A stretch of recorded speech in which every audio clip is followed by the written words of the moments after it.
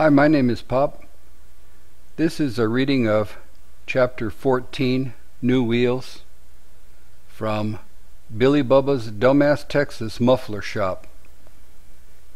Chapter 14, New Wheels. I had not had my business 3 months and already felt a growing sense of self-confidence. Money was coming in steadily and sales were not just increasing, but the increase was accelerating. There were inefficiencies in my life I felt needed correcting, which could still yet more benefit things. One problem was a nigglety-pigglety personal one, but it was bothersome. My wife had a 5-seater 88 Accord, and I had a 5-seater 90 Civic, but there were 6 of us. When we went to church, it required 2 cars because we needed 6 seat belts. Sure, my accountant advised, just make sure 15,000. Why 15? So that you can deduct it as double declining capital equipment. Well, this was over my head. I had a BA, something about tax deductions, but the details of this were unknown to me. See, if it's over 15, you can write off the whole amount as a business expense over 5 years. I'll explain. The car is new, it's worth more. As it ages, it's worth less and less each year. The IRS lets you compensate for the aging process as the asset loses value. First of all, say you make $100,000 in profits. Well, you got to pay taxes on $100,000. However, you bought a car for 15, so now you got to pay taxes on 85. You get to deduct the cost of the car as pre-tax dollars. Instead of paying taxes on 100, you only have to pay tax on 85. I nodded. So far, so good. But here's the good part. The car is listed on your books as an asset worth 15, and you would normally have to pay taxes on your assets, but every year the car is worth less and less until after 5 years the IRS says it's worth nothing. Well, I nodded, vaguely, sort of understanding. In words it made sense to me. At least I could remember that one example. It sounded like I was saving money on income taxes. I can understand a concrete example if I can visualize it like a geometry problem, but not so good as an algebra equation. I think some good solid Greek brain cells took root in my head, and the Arabic ones died off. I shook my head. Arabs and Jews trading camels in the desert. How could simple stuff like smelly-ass camels get so complicated? I don't think business should be so complicated. Hasn't mankind been doing business for 10,000 years, even before they invented money? Here is a major principle of business I uncovered. I will even put my own words in quotes. If a business transaction is hard to understand or needlessly complicated, then either something incompetent, dishonest, or both incompetent and dishonest is going on. And that is exactly what is going on with the U.S. IRS tax code, all 70,000 pages of it, the most corrupt, large-scale institution of anything in the history of mankind, the most blatant criminal activity that exists today on planet Earth. The whole thing reads like, except for a certain farmer in so-and-so county survived by a widow who's been in the dairy business since 1958. Well, I knew all I needed to know. It had to cost minimum $15,000. And guess what? Every car, every dealership, same thing. Every car we looked at was $15,000. The tax code drove the whole market, the entire business in the U.S., not sales, not profits, just taxes. We considered this car, that car, and minivans and trucks, but we needed something with 6 seat belts. The Caravan fit the bill, but I was seeing them in the shop all the time, not for maintenance, but for major QC deficiencies, and they looked too light to survive an encounter with the cement truck. And the same story with Aerostar, Astro, MPV. The Suburban was certainly large and safe enough, but those cars lived at my shop and seemed so long and ungainly. We spent a few months searching and evaluating. There was a dealership way the heck south of town that had full-size Dodge vans, but they were not panel vans. They had seats and windows and were outfitted at the factory as hotel courtesy vans, and they came in 3 lengths, seating 8, 11, or 14 passengers progressively. They all had 2 seats up front, with 2, 3, or 4 3-seater benches behind. The weird thing was that the shortest one, the one with only 2 3-passenger benches, the one that sat 8, was actually shorter than our 5-passenger Accord. So when I call fleet sales, the manager tells me I'm welcome to the shorty that they were forced to accept from Detroit, and that he can't even give it away. Hotels want the 14-passenger jobs, and so do daycares, but he can't unload the little one. When could I come by? I made arrangements with my wife, and we decided on a day and wanted to bring the kids to try it out. Amy, on this one occasion, I told my oldest, we're going to deviate from our ironclad safety rule, and you get to sit on the floor of the rear seat. She was good with this, as we buckled 2 of them into rear kiddo seats with a toddler in the center seat. Wife and I buckled as normal into the 2 front seats, and we made the long drive way the heck across town. Houston is geographically spread out like you would not believe. The expanse and girth of the city is tremendous. I will explain by using the interstate highway system as an example. If the interstate highway is even numbered, like I-10, the road runs east and west, and that highway does in fact bisect Houston on its route from Florida to Japan.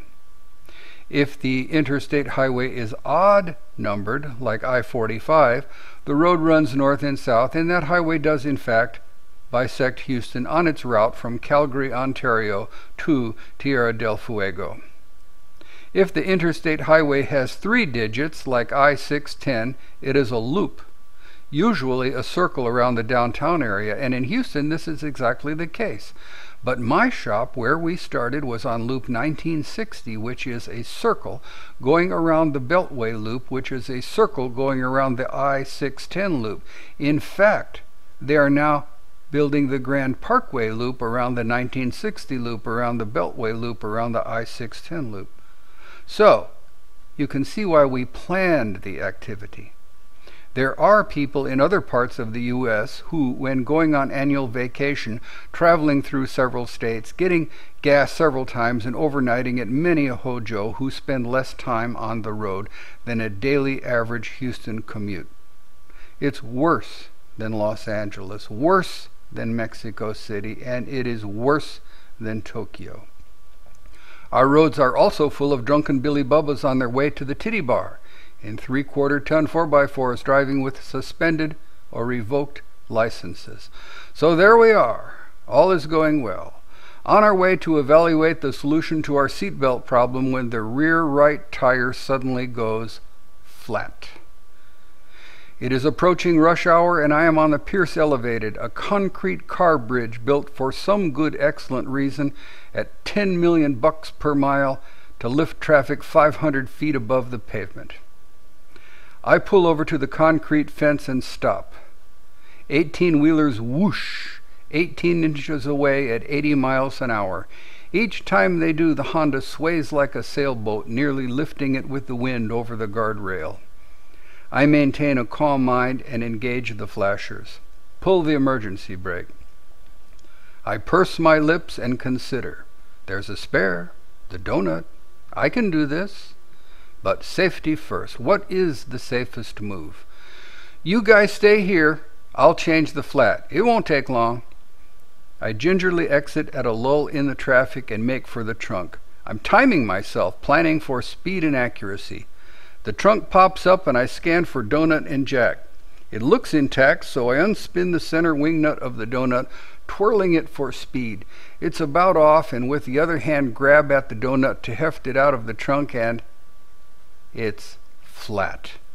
Flatter than flat. Absolutely no air at all. Nothing. I close the trunk without fully replacing the donut correctly. I walk around the passenger side to talk to my wife, and while walking, look over the side to the street now 900 feet below. If we got much higher, we would need oxygen soon. I saw a camp of winos starting their evening fires. One looked up and saw me as he upended a bottle of excellent vintage in greeting. He waved. I waved back. It's flat. I don't know what's safer. Just sitting here trying to limp along at about 5 miles an hour till we can get off. I certainly could not see all 6 of us walking, nor could I leave the family and do a solo walk by myself. Just then, a tow truck passes, slows, pulls over directly in front, and backs up to within 4 feet of us. His huge, blindingly bright, big honker danger lights are reassuring. I let out a huge sigh of relief. Guy gets out. Young fella, Middle Eastern kid, maybe 19, skinny with a sorry-ass young guy beard all patchy. He smiles and nods, approaches. Hey man, I got a flat. Can you tow us? Of course. That is my help. I do. He hooked up our front bumper to his rig, then brushed his hands. Everybody must ride in my truck for more safer, okay? We get in. He is driving. I'm next to him in the middle with Matthew on one knee, little Fred on the other. Peg is riding shotgun, Amy on one knee, baby Eric in her arms. Seat belts as best we can. Now this is like a Cairo Chevy or something. There was some kind of incense deal going on, like a Pier 1 Imports college dorm hookah smell. He had the obligatory cassette going full blast, like off-key Arab alley cats in heat. There was all kinds of jingle-jangle Middle Eastern plastic Mardi Gras bullshit hanging from the visors, and that kind of fringe stuff Mexicans always get accused of having in their lowriders, but never do. Billy-Bubba drivers very often do have an obligatory dog-eared King James open on the dash near the skull spit cup to sort of wear their religion on their sleeve, but Camel Boy here did not have his Koran going. It is too late to get a tire. Every place has clothes, but my cousin has a tire. The sun had gone down and the lights were coming on, and a light in my head just went ka-ching when it figured a $300 tire was just around the corner. We drove and drove. We drove so far we went down to NASA. It's time for me to explain the facts of driving some more to people who have no clue. If you get up at 8 and drive east on I-10, you will be in Florida by 1. Having driven through Texas, Louisiana, Mississippi, Alabama, Georgia, and Pennsylvania and stuff to get to Florida. To be sure, you are in the Florida Panhandle, Fort Lauderdale area, the part that juts out. However, if you get up at 8 and drive west on I-10, you won't get out of Texas that same day. It takes about 3 weeks driving west to hit New Mexico, and many people have died of old age on the route, and nobody ever goes. Well, it'd be nice to see NASA again. There's a lady astronaut down there, same last name as mine, probably some distant relative. And Peg knew that guy Steve Bales, who brought in some broken moon trip after the onboard computer on it he had made had crapped out, and he had to use one of the early Texas Instrument hand calculators to make the burns. He was only 26 then, and boy did I feel low. 26. What was I doing at 26? Well, I certainly wasn't checking the status of my donuts air supply. What if I'd been working at NASA and my job had been to check on the spacesuit air supply? Yo, Armstrong. Sorry, man, you're gonna die. Old Bob here forgot to air up the spare on your moon buggy. Here comes that $300 tire. We pulled off the interstate, turned down a side street, slowed some more, down to a crawl. Now we're on gravel ruts. Just bumpy ruts with grass in the center, the way the overloaded truck slowly bounced to the limit of its springs and creaked and groaned. Little Fred was asleep. So was baby Eric. Okay. This is where my memory starts to play tricks. Some kind of time warp or teleportation device, and it probably took us someplace really in the Middle East. Now, it used to be an old-style American gas station. It was a little building with 2 pumps in the front, and the pumps were long gone, but the new proprietors had taken over the building and transformed it into some kind of car repair general purpose place. I seem to remember a camel and a couple of palm trees and stuff. We pulled up and the driver hopped out.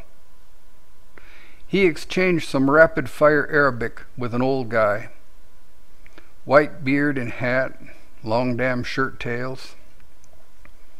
Now, I work with dumbasses at work, and my guys at work always saw problems where there are none, and they used to worry, "Hey man, how do they wipe their ass? Shirt tails always get in the way." And I always stood upwind of my guys. The old guy's wife comes out. She was wiping her hands on a dish towel, frowning. Again, the machine gun burst of Arabic. She had a chadora on and a long dress, much too hot in this climate. The modesty of Muslim women is never in question. And this modesty issue is so entrenched into their society, I never once in my life, though I do have Arabic friends, had opportunity to propose the burqa bikini. A regular burqa is a blue head-to-toe garment much like a rain poncho, so entirely demure that a rectangular eye screen is the only opening. I got this wonderful garment design idea from those kind of pants which have zip-off legs, converting them into shorts. I think a circular zipper around the neck area added to a regular burqa could be used to remove all but the most important head covering, anonymity at the expense of modesty. The old guy disappeared back to his work while the kid unhooked our car. As he worked, the old gal spoke with him, and she glanced from time to time at our family, and she checked her watch. "Your children's come in. They must eat." She let us in, and I saw they actually lived in the old garage. That was also their apartment. She sat my little guys down at table, and she dolloped up great globs of some kind of mouth-watering oatmeal consistency stuff onto plates for them. Even little Fred, who had never ever eaten anything other than chocolate sugar cereal, ate it, and he did his very, very best Oliver Twist. "Please, ma'am, can I have some more?" And it was real good, and I don't know what it was to this day. The teenage driver entered and announced imploringly, "We have such a tire to exactly match." He looked pained, and his eyebrows arched like a bloodhound's. "Would $30 be okay for tire? And 20 for tow?" I nodded in disbelief and wrote him a check. We drove off, waving goodbye, all 3 of them waving goodbye to us, gravel crunching as I got back onto the highway. "I'm shot," said my wife. Whew. Emotional roller coaster, I agreed. And if they're all like that, Israel is in deep shit. Back on the road again, heading home. We were now south of the dealership, and it was late, full darkness. And I did not think of even continuing with our plans, but there it was, all lit up. I looked at the time. It was just a minute to 9, and they probably closed at 9. We could at least just look, having come this far, and we were, after all, already here. Out in front of the building, parked sort of like on display, was a green full-size, but the shortest one, Dodge Ram van. Just as I pulled up, one by one, someone was toggling off the outside floodlights. A guy came out, keys in hand, presumably to lock up, probably to move the van. "Oh, hey, you that Meineke guy that called?" He smiled at me, and I nodded. "We had about given up on you. Here, I brought the keys. Why don't you take it home? If you like it, we can do the paperwork bullshit tomorrow." Just to double check, how much again? 15,000 even, out the door.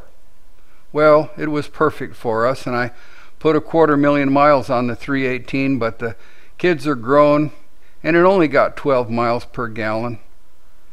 So I traded it in as a cash for clunkers deal, but it was not a clunker. It was the best family car ever made, the best business car ever made. I showed it to Jose Garcia, and he sat in the passenger front seat, frowning in judgment. He was not sure he really approved. "But Bub, this is such a truck. Why did you not get a minivan for Peggy? Surely she does not care to drive such a monstrosity." I knew I could not win him over with practical arguments like the safety factor or quality or so forth, that it was shorter than our Honda.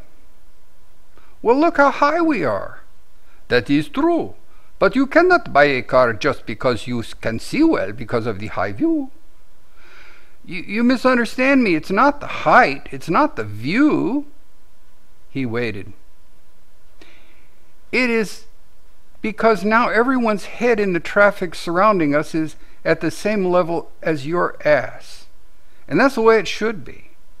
He considered and smiled, and that convinced his Castilian sense of order that I had made a good choice, and thereon after he did enjoy riding shotgun in it. By taking out the seats, I was able to carry far more in it than a half-ton pickup, yet still keep the cargo dry. My family and I also camped in it. I would meet them after work Saturday night and spend Sunday at the park. Yet for such a large volume it was very short and was easy to back up, parallel park.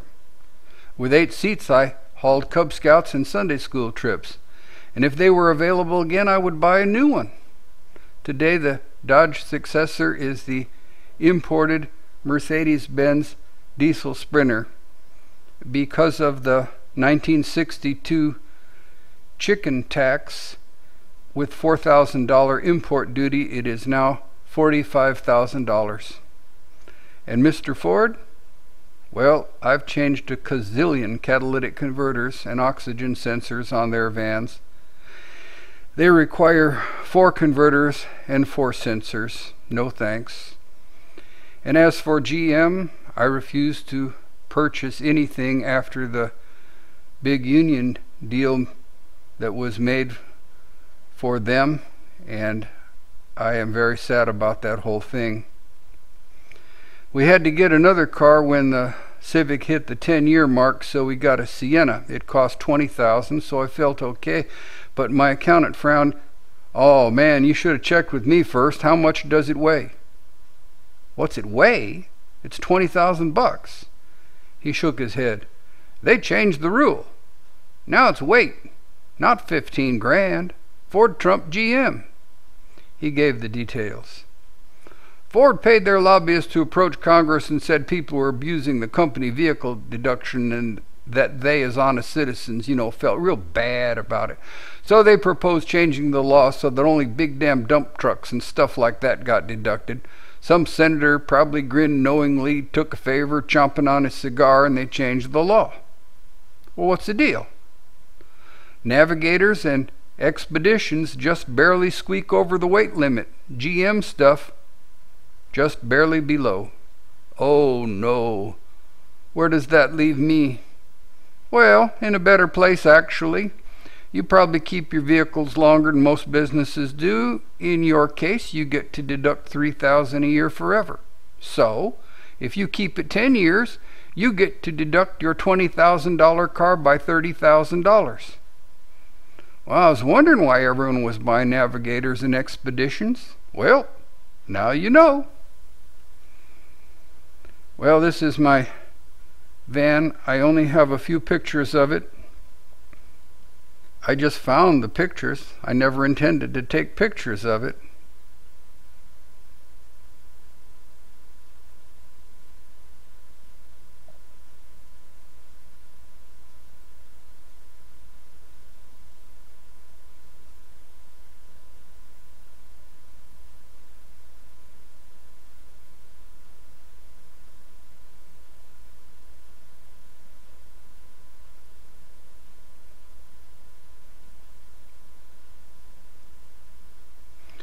My name is Pop.